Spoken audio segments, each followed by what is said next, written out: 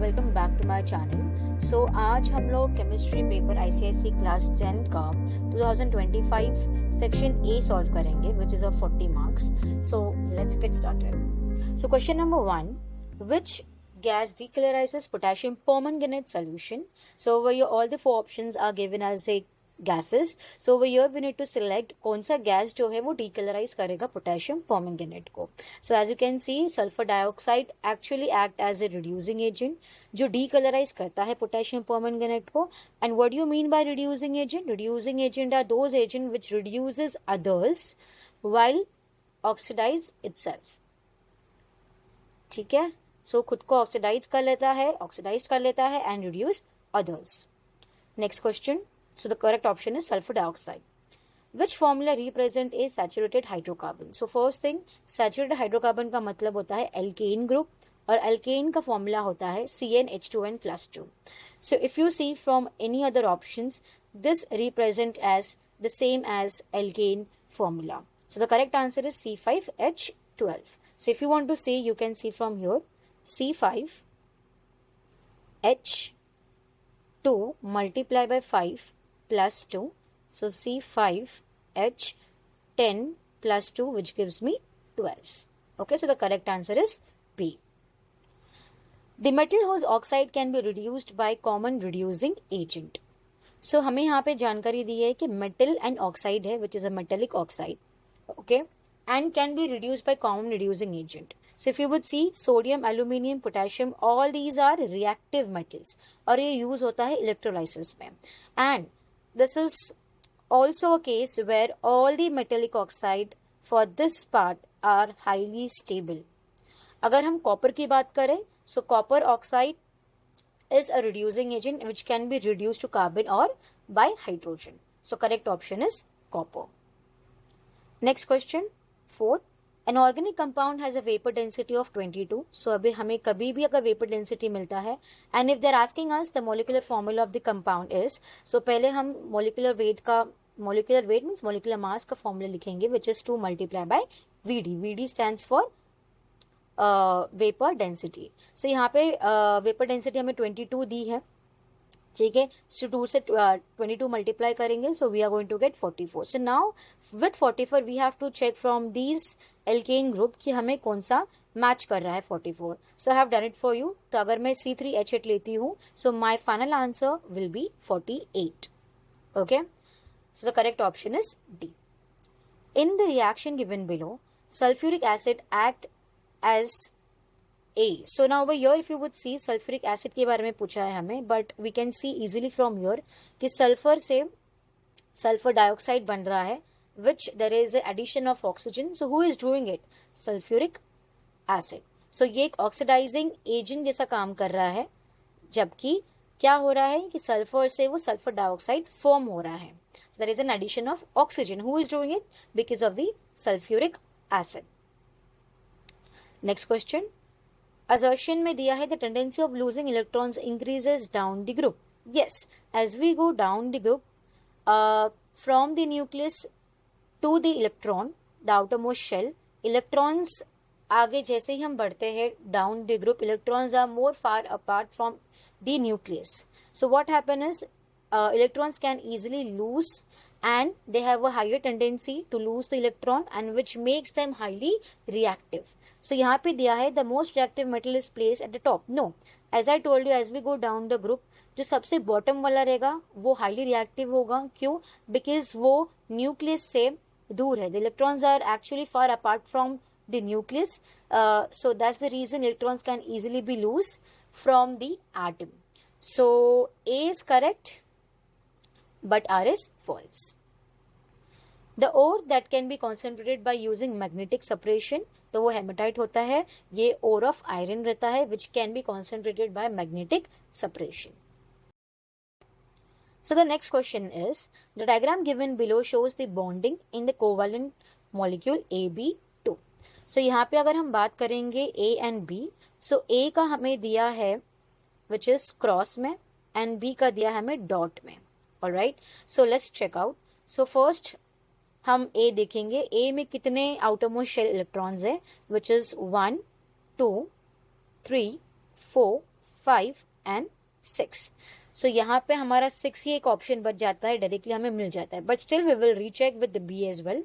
सो यहाँ पे अगर हम बी की बात करें तो बी कितना हो जाएगा, 1 2 3 4 5 6 and 7. So yes, outermost shell में 7 इलेक्ट्रॉन्स है and for the A1 outermost shell में 6 इलेक्ट्रॉन्स है. So the correct answer is D. So the next question, which of the following option has all the compounds which are members of the same homologous series? So homologous series में क्या होता है कि वो same general formula भी show करता है.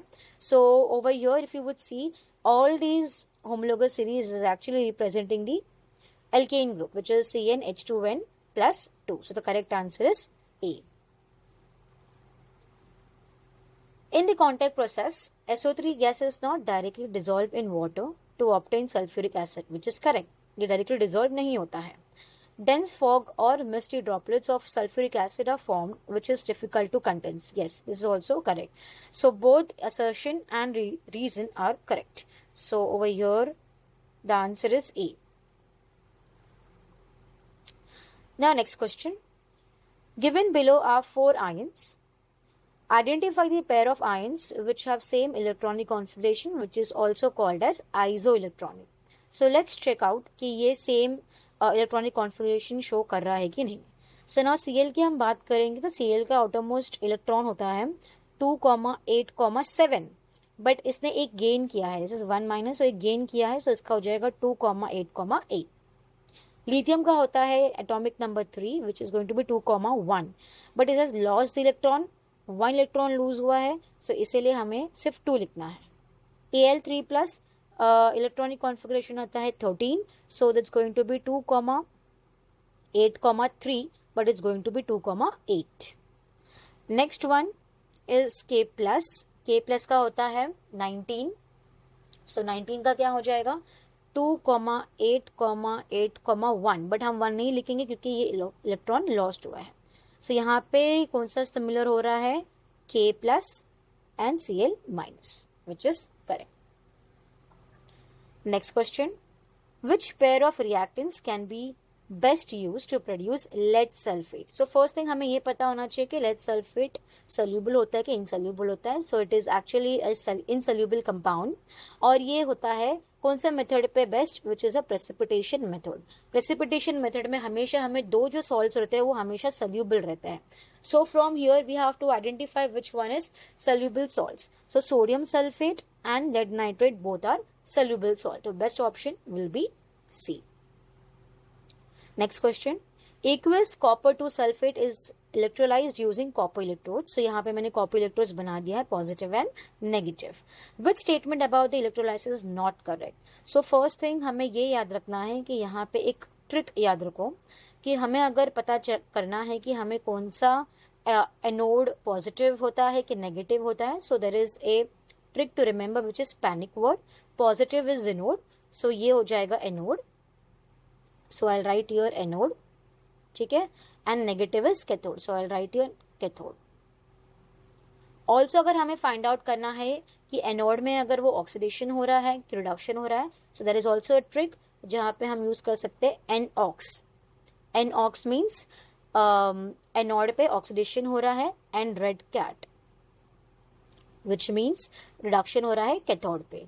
सो over here if you would see anode पे ऑक्सीडेशन हो रहा है तो हम यहाँ पे लिख देते हैं, ठीक है, और यहाँ पर रिडक्शन होगा. Also oxidation means loss of electron, ये भी हम लिख देते हैं, और यहाँ पे होगा गेन ऑफ इलेक्ट्रॉन्स. ठीक है, now let's go with the question. यहाँ पे बोला है an oxidation reaction occurs at the positive electrode. क्या ये पॉजिटिव इलेक्ट्रोड पे हो रहा है? Yes, which is correct. हमें देखना है कि जो करेक्ट नहीं है. The current is carried through the electrolyte by ions. Yes, हमें जो करंट पास होगा वो आयंस के जरिए ही होगा, which is an electrolyte, which is also correct. The positive electrode loses mass. Yes, यहाँ पे एनोड पे क्या होगा, copper will start getting discharge, तो यहाँ पे कॉपर आयंस इलेक्ट्रोलाइट पे जाएगा, so which is correct. The number of copper ions is electrolyte decrease, नहीं ये डिक्रीज नहीं होगा, ये रिप्लेनिश होके वापस एनोड पे आएगा. So no, it doesn't get replenish. So over here, या फिर डिक्रीज नहीं होता है कॉपर का आयन. सो यहाँ पे not correct will be D. Okay, now next one. X and Y are three metallic atoms in a successive order belonging to the same group, such that atomic radii of X is the smallest. Which of the three atoms is the best reducing agent? So first thing, all the reducing agents हमें अच्छा खासा मिलेगा metals पे. ठीक है, यहाँ पे अगर बोला है कि हमारे पास X, Y, Z एक order पे belong कर रहा है, which is in a same group. So यहाँ पे बोला है which will be acting as a best reducing agent. So as you go down the group, reactivity increases. The reason being electrons are far away from the nucleus, so it actually loses so readily as compared to the first atom. So यहाँ पे हम बात करें Z जो रहेगा वो best reducing agent जैसा act करेगा, which is correct. Next question. 40 cm cube of methane is reacted with 60 cm cube of oxygen. The equation for the reaction is given below. All the volumes are measured at room temperature. What is the total volume of the gas remaining at the end of the reaction? Okay, so अगर हमें ये दिया नहीं गया होता, so हम कैसे इसे देख लिए होते. 1 volume of CH4 requires 40 cm cube. ठीक है, 2 volume of oxygen will be requiring 40 multiplied by 2. This amount of oxygen is required. But यहाँ पे क्वेश्चन में हमें 60 cm क्यूब दे रखा है. ठीक है, सो इस हिसाब से हम लोग अपना कैलकुलेशन करेंगे. So let's see, 1 volume of CH4 requires 2 volume of oxygen. So हमें 2 वॉल्यूम ऑफ ऑक्सीजन का ऑलरेडी दे रखा है विच इज 60 cm क्यूब, जो हम यहाँ पे लिख देंगे. सो 1 वॉल्यूम में कितना रिक्वायर्ड होगा, यूनिटरी मेथड से हमें मिलेगा 30 cm क्यूब ऑफ CH4, जबकि हमें यहाँ पे देखे रखा है 40 cm cube. So 40 minus 30, 10 cm cube will be remaining gas which is unused. ठीक है, यहाँ पे एक हो गया. नाउ क्योंकि हमें रिमेनिंग गैस ही फाइंड आउट करना है, इसलिए हम रिमेनिंग गैस को ही इंपॉर्टेंट देंगे. Now second one is carbon dioxide. Why do have to do carbon dioxide? Because यहाँ पे हमें रिमेनिंग गैसेस के बारे में जानकारी चाहिए. So we will compare with oxygen again with the carbon dioxide. So again 2 volume of oxygen कितना दिया है, 60 cm cube of oxygen. Okay, और यहाँ पे 1 वॉल्यूम ऑफ CO2 यूज किया है. Alright, so 60 cm cube of oxygen में कितना यूज होगा CO2? सो यूनिटरी मेथड से हमें मिलेगा 30 cm cube of oxygen. So total remaining कैसे हो जाएगा, total remaining 10 from CH4 which is remaining and 30 from oxygen which is remaining, which gives me 40 cm cube. So the correct answer is B. Okay, now the next question. Question number 2. A student was instructed by the teacher to prepare and collect ammonia gas in the laboratory using aluminum nitride. The student had set up the apparatus as shown in the diagram below. Study the given diagram and answer the following question. So the first question asks, name the substance X added through a thistle funnel by the student. So यहाँ पे हम warm water डालते हैं. So we'll write warm water. Write a balance equation for the reaction occurring between aluminum nitride and substance X. X हमें पता है कि वो warm water था. So aluminum nitrate when it reacts with water, so this will give me metal hydroxide which is aluminum hydroxide and liberation of ammonia gas. And again you have to balance the equation. Identify the substance Y. So ये वाले जगह पे कौन सा substance add होता है? So usually we keep drying agents which is calcium oxide. State the function as I mentioned, it's a drying agent. Why could the student not collect ammonia gas at the end of the experiment? So पहली बात, यहाँ का जो setup है वो गलत है. The reason being ammonia is highly soluble in water, एक soluble है and cannot be collected by the given procedure. So we cannot use this method. State the terms for the following. Undistilled alcohol containing a large amount of methanol will called as denatured alcohol. We can also add methylated spirit. Okay. A salt formed by a partial replacement of hydroxyl group of a diacidic or triacidic base by an acid radical. So usually क्या हो जाता है कि यहाँ पे थोड़ा बहुत hydroxyl group बन रह जाता है in the solution. So this is going to be a basic salt. Salt के बारे में बोला है तो that will be basic salt.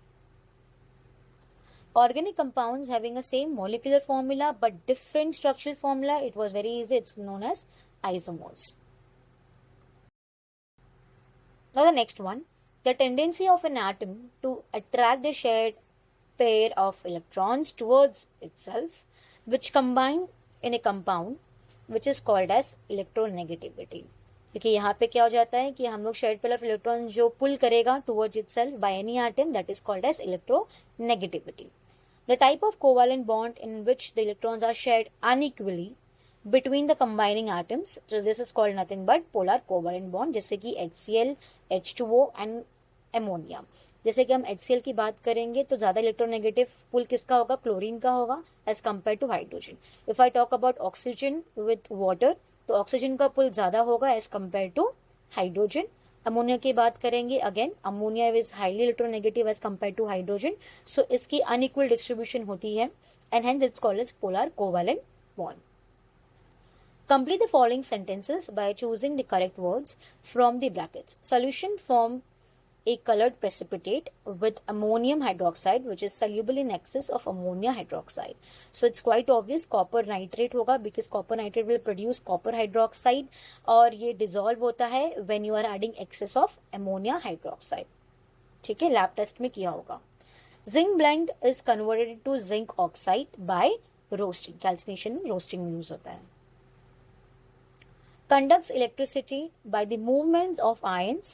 So movements of ions हम बात करेंगे तो molten sodium chloride का होगा, molten iron का नहीं होगा. So next question, the reaction that take place at the anode during the electrolysis of aqueous sodium with the silver electrodes. Now यहाँ पे अभी जानने के लिए the same question I have given. So over here कैसा था कि anode था, anode में हम क्या यूज करते हैं, पॉजिटिव एनॉक्स. ठीक है, पॉजिटिव होगा वो, वाई, बिकॉज पैनिक अगर हम यूज करेंगे word positive is anode, negative is cathode. So positive is anode तो एनोड विल बी पॉजिटिव और वो पॉजिटिव में क्या हो जाएगा, oxidation will take place. This is the mnemonic to remember anox. Anode पे क्या हो जाएगा, oxidation will take place. Oxidation का मतलब लॉस ऑफ इलेक्ट्रॉन. सो यहाँ पे हमें देखना है कि लॉस ऑफ इलेक्ट्रॉन किसका हो रहा है, तो यहाँ पे तो गेन हो रहा है और यहाँ पे लॉस हो रहा है. So the correct answer is this. The salt form when zinc oxide reacts with hot concentrated NaOH.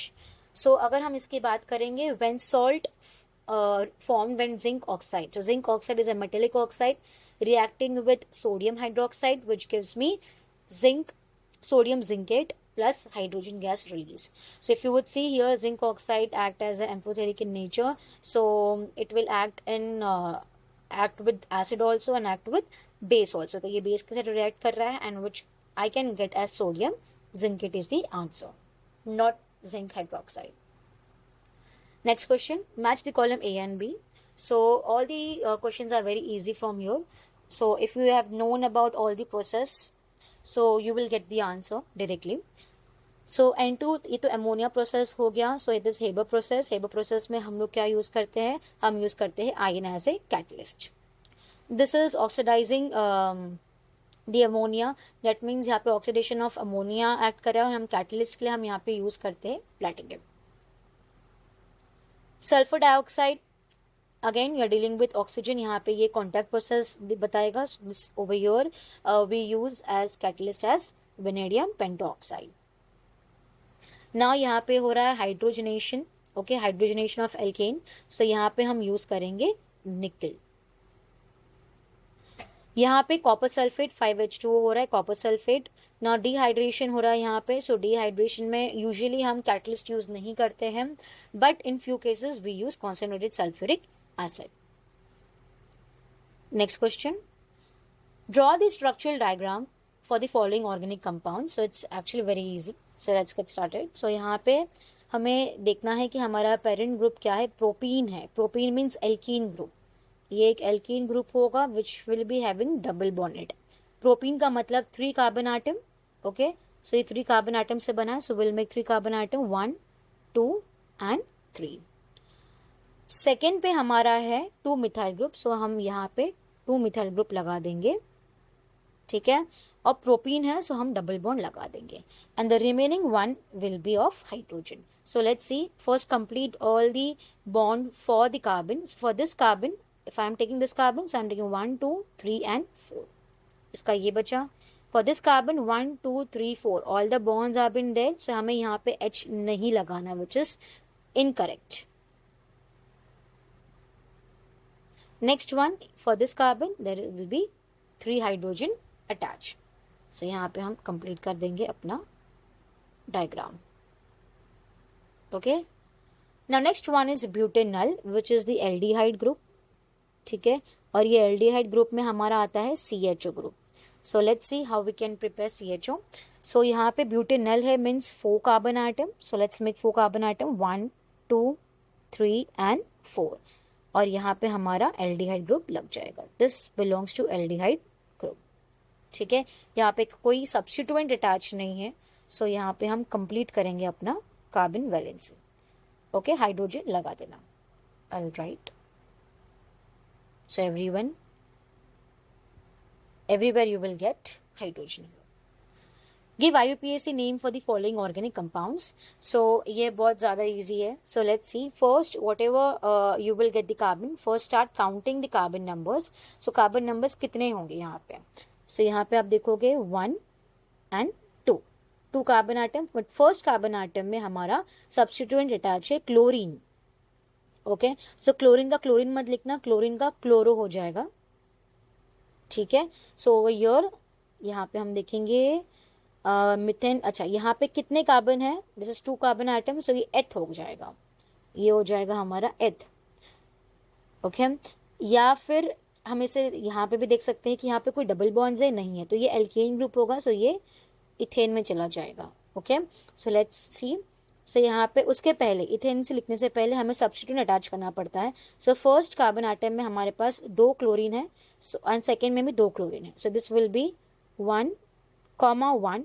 1 hyphen मत लिखना, हाइफन का मतलब 1-1 मत लिखना, कॉमा लिखना, ठीक है। सो 1,1, 2,2 हाइफन लगाना। कितने क्लोरीन है? 4, so I am gonna write tetra chloro, और कौन सा ग्रुप अटैच है? Ethane. Functional group is alkane group, okay. The second one, यहाँ पे हमें पूरा दिख रहा है कि ये जो ग्रुप है वो एसिड ग्रुप है, ठीक है। Let's count the number, we have to include the functional carbon also, 1 2 3 and 4। सो 4 मतलब ब्यूट, ब्यूट का मतलब हो जाएगा ये butanoic acid, butanoic acid, okay. Now next one, third one है। So third one we have to first start numbering from the longest chain, so 1 2 3 4 5, we can see double bond here, so ये होगा हमारा alkene group again. सो हम इसे 5 है, सो 5 में हम paint लिखेंगे, ओके, हाइफन डालेंगे। सेकेंड पे हमारा डबल बॉन्ड है, सो हम 2 लिखेंगे, एंड देन अगेन हम लोग कौन सा डालेंगे? ANE, okay. So that's all everyone. So we have completed section A, paper 2025. If you need section B, so then do comment, like, share and subscribe. Thank you.